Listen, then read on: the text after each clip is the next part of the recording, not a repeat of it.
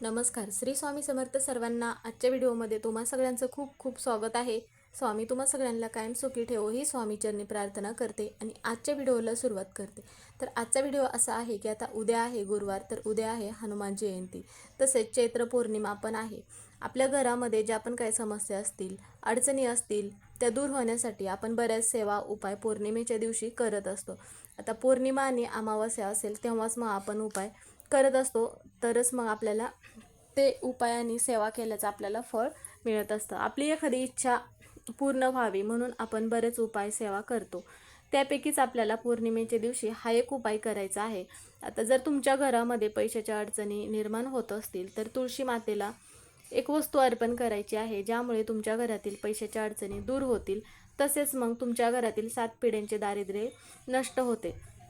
असे म्हटले जाते की पौर्णिमेला आपण काय सेवा करतो तर त्याचं फळ मिळत असतं, कारण की माता लक्ष्मीची कृपा आपल्यावरती आपल्या घरावरती राहत असते. म्हणून जे श्रीमंत लोक आहेत तर ते पौर्णिमेला बरेच उपाय करत असतात. आता महिन्यातील ही पौर्णिमा जी आहे तर तिला आपण चैत्र पौर्णिमा असेही म्हणत असतो. म्हणून मग तीर्थ ठिकाणी स्नान करण्याला अत्यंत महत्त्व दिले जाते, पण प्रत्येकाला तीर्थ ठिकाणी जाऊन स्नान करणं शक्य होत नाही. त्यामुळे मग घरी तुमच्या गंगाजल असेल तर गंगाजल टाकून पण तुम्ही स्नान करू शकता. स्नान करत असताना हर हर गंगे असा मंत्र म्हणायचा आहे आणि मगच स्नान करायचं आहे. यामुळे काय होतं की आपल्या घरातील पितृदोष हा दूर होत असतो. असे बरेच काही उपाय असतात की जे आपण पौर्णिमेच्या दिवशी करत असतो, त्यापैकीच हा एक उपाय आहे. तर हा उपाय आपल्याला कसा करायचा आहे याबद्दलचीच माहिती आपण आजच्या व्हिडिओमध्ये घेणार आहोत. व्हिडिओ शेवटपर्यंत बघा, म्हणजे तुम्हाला ही माहिती पूर्णपणे समजेल. व्हिडिओ आवडला तर व्हिडिओला लाईक करा, चॅनलवर नवीन असेल तर सबस्क्राईब करा, व्हिडिओला हाईप करायला विसरू नका. आता हनुमान जयंती हा एक महत्त्वाचा सण मानला जातो, कारण की वर्षातून एकच वेळा येणारा हा उत्सव आहे.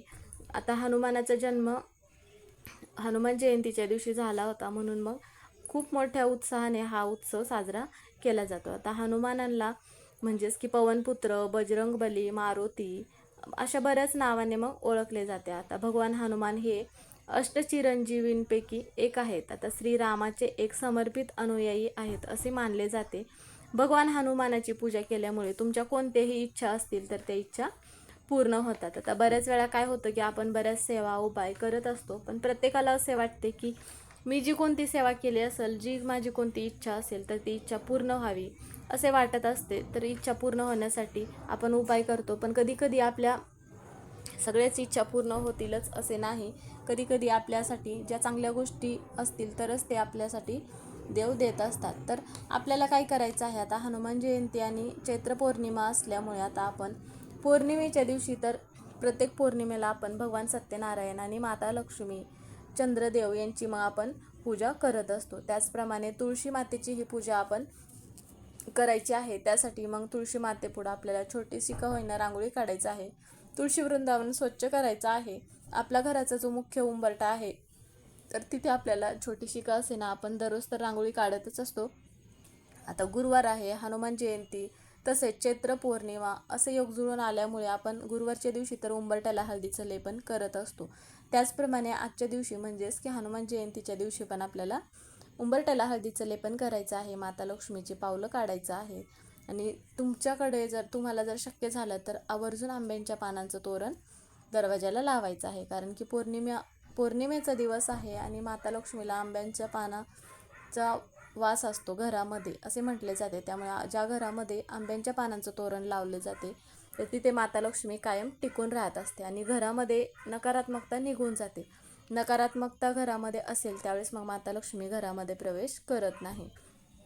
तुळशी मातेपुढं मग आपल्याला काय करायचं आहे, आता हा उपाय करण्यासाठी एक स्वस्तिक काढायचं आहे आणि एक तांब्याचा कलश आपल्याला भरून घ्यायचा आहे. आता त्यामध्ये तुम्ही पिण्याचे पाणी घ्यायचं आहे आणि त्या पाण्यामध्ये आपल्याला लाल चंदन टाकायचं आहे. आणि हे जे जल आहे तर म्हणजेच की आपण जे कलश भरून घेतला आहे तर ते आपल्याला काय करायचं आहे, तुळशी मातेला अर्पण करायचं आहे. आता हे जल अर्पण करत असताना ओम नमो भगवते वासुदेवाय नमः असा जो मंत्र आहे तर हा मंत्र म्हणत आपल्याला हे जल अर्पण करायचं आहे. तुळशी मातेला हळदी कुंकू अक्षदा अर्पण करायच्या आणि त्यानंतर तुळशी मातेला 11 प्रदक्षिणा घालायच्या आहेत. आता प्रदक्षिणा घालत असताना पण आपण ओम नमो भगवते वासुदेवाय नमः हा मंत्र म्हणायचा आहे.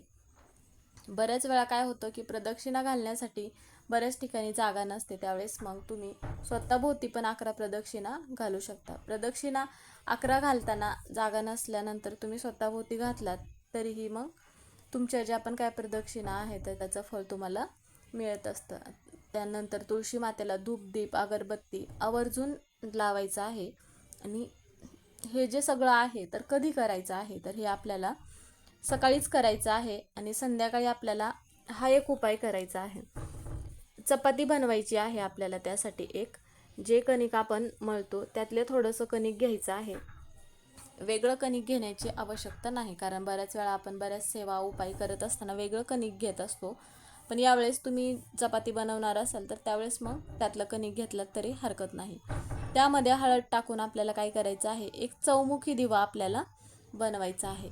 आणि त्यामध्ये आपल्याला तुमच्याकडे जर तूप असेल तर तुम्ही मग त्यामध्ये तूप टाकून मग हा दिवा प्रज्वलित करू शकता. किंवा जर मग तुपाचा दिवा नसेल तर मग काय होईल की इतर कुठल्याही तेलाचा तुम्ही दिवा लावू शकता. पण तुपाचा दिवा हा माता लक्ष्मीला अत्यंत प्रिय असतो.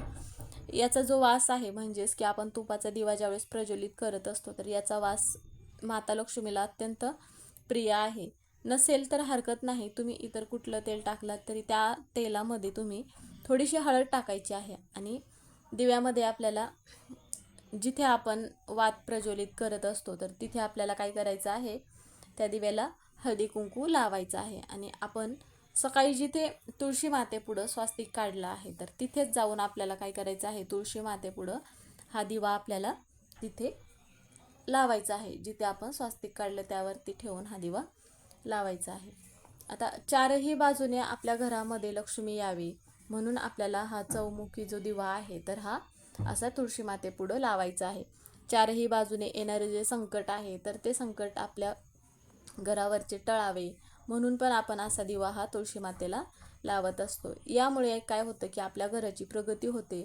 आणि हा जो उपाय आहे तर हा उपाय तुम्ही असे नाही की फक्त हनुमान जयंती आहे आणि चैत्र पौर्णिमा किंवा गुरुवार आहे म्हणूनच आपल्याला लावायचा आहे का असा दिवा, तर नाही.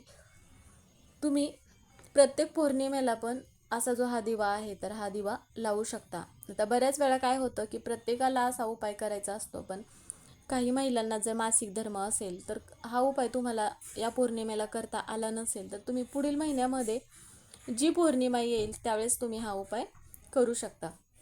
आणि दुसऱ्या दिवशी हा दिवा आपल्याला काय करायचा आहे, आता ज्या पण काही वस्तू असतील, आता ज्यावेळेस आपण दिवा प्रज्वलित करत असतो त्यावेळेस दिव्याखाली आपण तांदूळ वगैरे ठेवतच असतो, त्याशिवाय आपण दिवा प्रज्वलित करत नाही. त्याखाली जे तांदूळ आहेत तर ते आपल्याला काय करायचं आहे, एखाद्या झाडाखाली तुम्ही नेऊन टाकू शकता. म्हणजे की जेणेकरून त्या झाडावरती असणारे जे पक्षी म्हणा किंवा कीटक असतील तर हा जो दिवा आहे तर हा दिवा पण आपल्याला तिथे झाडाखालीच ठेवायचा आहे. म्हणजे हा दिवा पण पक्षी वगैरे खाऊन जातील. आता माता लक्ष्मीकडे प्रार्थना करायची आहे आपल्याला की आपल्या घराची, आपल्या मुलांची प्रगती होण्यासाठी, तुमच्या घरातील दारिद्र्य नष्ट होण्यासाठी, घरामध्ये माता लक्ष्मी स्थिर राहावी यासाठी प्रार्थना करायचं आहे. आणि तुळशी मातेपुढं बसून आपल्याला 21 वेळा ओम नमो भगवते वासुदेवाय नमः असा जो हा मंत्र आहे तर हा मंत्र आपल्याला पठण करायचा आहे. तर असा उपाय केल्यामुळे तुमच्या घरामध्ये जर पैशाच्या अडचणी असतील तर त्या अडचणी दूर होतात.